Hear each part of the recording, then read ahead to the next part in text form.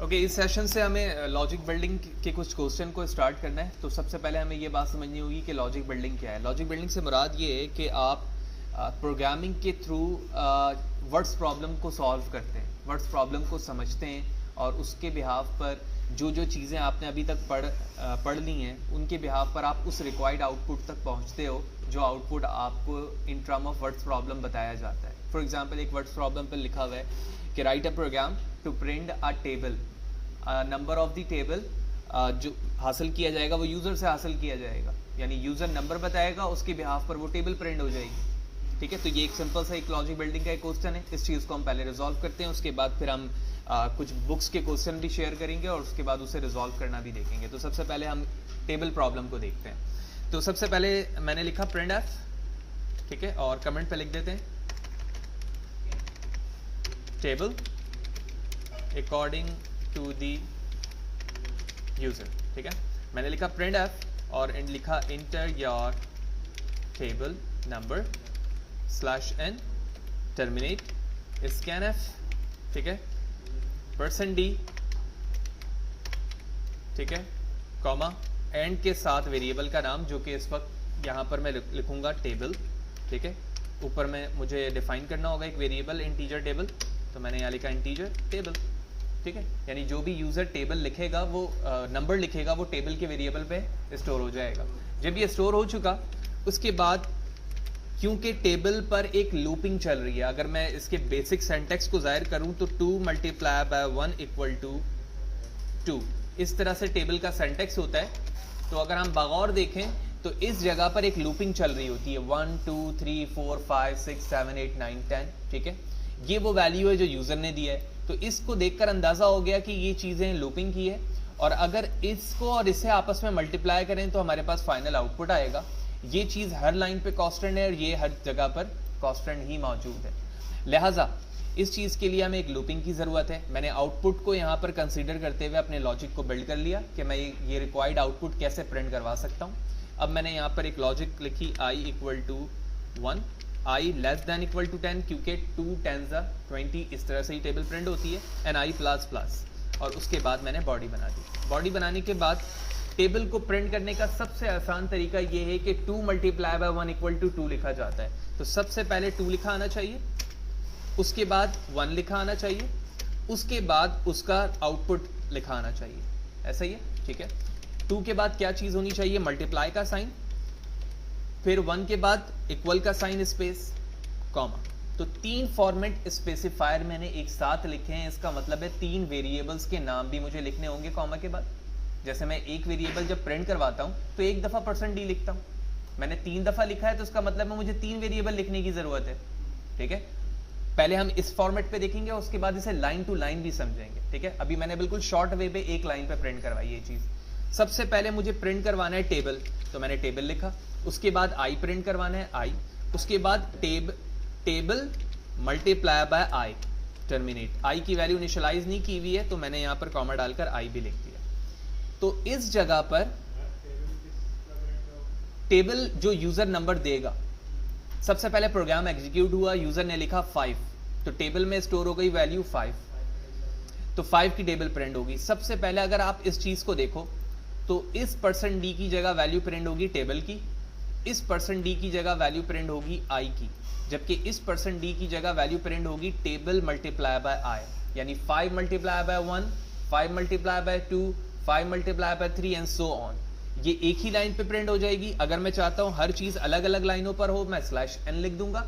Let's see what will be the output. Ctrl+S press करते हैं, F11 press करता हूं, और यहाँ कुछ मसला है, सॉरी मैंने यहाँ पर F नहीं लगाया है, F, ठीक है, F11 प्रेस किया, इंटर योर टेबल, तो मैं टेबल लिखता हूँ 5 लिखने के बाद एंटर प्रेस किया और आप देख रहे हैं कि 5 की टेबल प्रिंट हो चुकी है। यहाँ पर दोबारा कैंसिल करता हूँ, फिर 11 प्रेस करता हूँ, अब मैंने लिखा 11 एंटर, 11 की टेबल प्रिंट हो गई यहाँ पर। ठीक है, तो ये एक बेसिक फेनोमेना था एक लॉजिक बिल्ड करने का और समझने का। अब ये लाइन टू लाइन एग्जीक्यूशन यहाँ पर समझते हैं कि ये मैं ब्रेक करके इसे फर्दर बताता हूँ। तो मैंने इस लाइन को किया यहाँ पर कमिट करने के बाद मैंने लिखा यहाँ पर printf %d कॉमा, और उसके बाद मैंने यहाँ पर लिखा टेबल।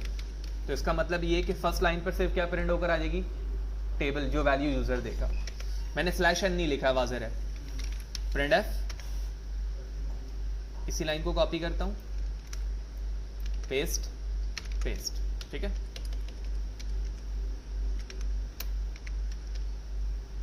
इस टेबल की जगह मैंने लिखा आई, इसकी जगह लिखा मैंने टेबल मल्टीप्लाई बाय आई। तो तीनों लाइनें यानी तीनों चीजें एक ही लाइन पे प्रिंट हो चुकी हैं। जब ये तीनों चीजें एक जगह प्रिंट हो चुकी हैं तो मैंने कहा print f inverted comma slash n terminate, control s F11 enter the number of your table, मैंने कहा 4 and result are same, but miss क्या है इसके अंदर, मल्टीप्लाई और इक्वल का साइन। तो मैं एक काम करता हूं, इसके बाद लिखता हूं मल्टीप्लाई, सॉरी इसके बाद यहाँ पर आई की वैल्यू प्रिंट हो रही है ना, तो यहाँ पे लिख दिया मैंने प्लस मल्टीप्लाई, यहाँ लिख दिया इक्वल, ठीक है। F11 प्रेस करते हैं, 7 की टेबल, और आप देख रहे हैं कि बिल्कुल वैसे ही टेबल प्रिंट हो गई जो हमारे फर्स्ट 1 लाइन ऑफ कोड पर हो रही थी, ठीक है। तो ये पहला क्वेश्चन था जिसको हमने दोनों तरीकों से यहाँ पर रिजॉल्व किया कि एक टेबल यूजर से लेने के बाद किस तरह से प्रिंट करवाई जा सकती है, और जो कोड मैंने एक ही लाइन पे लिखा था उसे मैं फर्दर किस तरह से ब्रेक करके अलग अलग लिख सकता हूँ, वो भी मैंने यहाँ पर करके लिखा है। तो पहली एग्जांपल रिजॉल्व हो चुकी है, ठीक है। तमाम लाइन ऑफ कोड जो है आपको मेरे ब्लॉग पर मिल जाएगा, ठीक है। Fahd Hussain free computer education, आप गूगल पे लिखकर मेरे ब्लॉग पर आएँ और वहाँ पर सी ट्यूटोरियल सेशन मौजूद है, वहाँ से आपको मिल सकता है। वीडियो डिस्क्रिप्शन पे भी मैं वो चीज़ें ऐड कर दूंगा। अब हम इसे कमिट करते हैं और फर्दर क्वेश्चन के लिए अपने बुक पर चलते हैं। तो इस वक्त एक बुक का पेज हमारे पास यहाँ पर मौजूद है, सी कंट्रोल, और इसमें 4.7 क्वेश्चन को देखें तो लिखा हुआ है right for statement that print the following sequence of the value, ठीक है। आपको एक प्रोग्राम लिखना है जिसके जरिए से आपने ये सीक्वेंस प्रिंट करवानी है, 1, 2, 3, 4, 5, 6, 7, ठीक है। ये एक सीक्वेंस प्रिंट करवानी है। तो देखते हैं ये हम कैसे कर सकते हैं। तो सबसे पहले तो मुझे ये समझना है कि मैं यहाँ पर इस्तेमाल क्या कर सकता हूँ। हम लूप इस्तेमाल जरूर कर सकते हैं, क्यों, क्योंकि एक वैल्यू सीक्वेंस में मौजूद है, और लूप की डेफिनेशन भी यही है कि जब कोई वैल्यू बार बार प्रिंट हो रही है और एक ही सीक्वेंस है तो हम वहाँ पर लूप इस्तेमाल कर सकते हैं, ठीक है। तो ये देखने के बाद बिल्कुल फॉर से भी कर सकते हैं आप, वाइल से भी कर सकते हैं। मैं यहाँ पर आने के बाद लिखता हूँ integer i for i equal to 1, i less than equal to 7, i plus plus, body बनाई मैंने, प्रिंट एफ लिखा, और उसके बाद मैंने यहाँ पर %d लिखने के बाद कॉमा स्पेस दिया, ठीक है। कॉमा स्पेस देने की वजह क्या है, अगर आप आउटपुट को बगौर देखो तो लिखा हुआ है 1, उसके बाद कॉमा और उसके बाद स्पेस है, फिर दूसरी वैल्यू लिखी हुई है, ठीक है ना। तो यही काम मैंने यहाँ पर किया। उसके बाद यहाँ पर मैं बाहर आता हूँ, कॉमा लिखने के बाद आई लिखा जो कि वेरिएबल है, कंट्रोल एस किया, F11 प्रेस करते हैं, और आप देख रहे हो कि आउटपुट बिल्कुल वैसे ही प्रिंट हो रहा है। लेकिन एक मसला यहाँ पर यह है कि 7 के बाद भी कॉमा आ रहा है। हालांकि अगर आप अपने इस इमेज को देखो तो 1, 2, 3, 4, 5, 6, 7 के बाद कोई कॉमा नहीं है। अब यहाँ पर हमें एक कंडीशन अप्लाई करनी होगी जिसकी बिहाफ पर बताना होगा कि जब आई की वैल्यू 7 हो जाए तो आप इसके बिहाफ पर प्रिंट नहीं करो, बल्कि जो कंडीशन मैं बता रहा हूं उसके बिहाफ पर 7 प्रिंट कर दो। कैसे? मैं ऊपर आता हूं, यहां कहता हूं इफ आई इक्वल टू 7, तो तुम क्या करो, कॉपी पेस्ट, और यहां पर कॉमा मौजूद है, मैंने कॉमा हटा दिया यहां से। यानी अगर मैं इसको ड्राई रन करूं, ये वैल्यू उस वक्त तक प्रिंट नहीं होगी जब तक आई की वैल्यू क्या ना हो, 7। तो 1, 2, 3, 4, 5, 6 वैल्यू यहां तक ऐसे ही प्रिंट हुई कॉमा के साथ। जैसे ही इसकी वैल्यू 7 हुई तो कौन सी वैल्यू प्रिंट हो गई यहां पर, विदाउट कॉमा वाली। और क्योंकि कहीं पे भी /n नहीं लिखा हुआ है तो कोई भी लाइन अभी तक टर्मिनेट नहीं हुई है, ठीक है। लेट्स सी, कंट्रोल एस करता हूं, F11 प्रेस करता हूं, और आप देख रहे हो कि 7 के साथ ये वैल्यू प्रिंट हो रही है। क्यों ना मैं यहां पर आने के बाद इसे ब्रेक कर दूं, जंप स्टेटमेंट। और अभी हमने प्रीवियस सेशन में डिस्कस किया है कि जब हम लूप के अंदर ब्रेक यूज करते हैं तो फौरन से हमारा कर्सर कहां पर आ जाता है, लूप के बाहर आ जाता है, ठीक है। और ऐसा ही हुआ है, लिहाजा ये करने के बाद मैं चेक करता हूं, F11 प्रेस करता हूं, एंड हेयर वी गो, बिल्कुल वही उसी फॉर्मेट का आउटपुट आ चुका है जिस फॉर्मेट का आउटपुट हमसे रिक्वायर्ड था। तो दोनों लॉजिक बिल्डिंग के क्वेश्चन में आपने ये देखा कि हमने उन्हीं तमाम चीज़ों को इस्तेमाल करते हुए उस आउटपुट को हासिल किया है जो अभी तक हमने डिस्कस किए हैं या पढ़ी हैं। ठीक है, बिल्कुल इसी तरह से अगर आप फर्दर चीज़ों को देखें तो 3, 8, 13, 18, 23, फिर ये वैल्यू और ये वैल्यू अगर आप बगौर देखें तो इनके दरमियान डिफरेंसेस हैं। ठीक है ना, तो कोशिश करें इसको पॉज करके आप खुद ही कोशिश करें कि आप खुद इसे रिजॉल्व करें। नहीं होता है तो फर्दर मैं यहाँ पर डिस्कस करके बताता हूँ, लेकिन हैंड के तौर पे एक चीज़ मैं बताता चलूँ कि आप सबसे पहले इनके दरमियान डिफरेंस देखोगे। ऊपर डिफरेंस 1 का था तो मैंने i++ लिखा था, यहाँ पर लिखा हुआ है 3, 8 के बाद 3 के बाद 8 प्लस किया गया है। तो मैं आसान लफ्जों में यहाँ पर हैंड के तौर पे कह सकता हूँ कि मैं i++ की जगह लिखूंगा i = i+5। ठीक है, तो ये हिंट वैल्यू बता दी। लास्ट वैल्यू यहाँ पर क्या है, अगर आप लास्ट वैल्यू को यहाँ पर देखें, ठीक है, तो ये 23 है, तो मैं यहाँ पर लास्ट वैल्यू क्या लिखूंगा 23। ठीक है, तो ये हिंट के तौर पे मैंने आपको ये चीज़ें डिस्कस कर दी हैं। होपफुली उसके बिहाफ पर आप ये बात समझ सकते हैं कि ये वैल्यू किस तरह से प्रिंट होगी। बिल्कुल इसी तरह से C भी कंसीडर किया जाएगा और इसी तरह D को भी हम कंसीडर करेंगे और इसकी वैल्यू प्रिंट करेंगे। ठीक है, तो पहले आप खुद कोशिश करें, उसके बाद मैं ऐसे मजीद इसके सोल्यूशन को यहाँ पर प्रोवाइड करूँगा। सो होपफुली आपने खुद कोशिश की होगी हिंट के बिहाफ पर। अब हम इसके कुछ आंसर्स की तरफ चलते हैं। जैसे कि हमने यहाँ पर आपको स्टार्टिंग में बताया कि हम पहले डिफरेंस जान चुके हैं, तो मैं कंट्रोल्स ऐड करके बैक आता हूँ और अपने कोडिंग को यहाँ से कॉपी पेस्ट करूँगा ताकि क्वेश्चन हमारा चेंज ना हो, क्योंकि कोड आपको प्रोवाइड कर दिया जाएगा मेरे ब्लॉग पर, वीडियो डिस्क्रिप्शन पे भी मौजूद है। इसे कमेंट करता हूँ मैं फर्स्ट वाले को, तो Ctrl+X Ctrl+V। आई की वैल्यू हम स्टार्ट करेंगे 3 से और 3 से लेकर ये वैल्यू 23 तक चलेगी और वैल्यू हमें जो ऐड करना है वो i+5 करना है। ठीक है, लास्ट वैल्यू जो हमारे पास आ रही है वो 23 और 23 से है पहले 18, तो मैं क्या इस 7 की जगह 18 लिख सकता हूँ?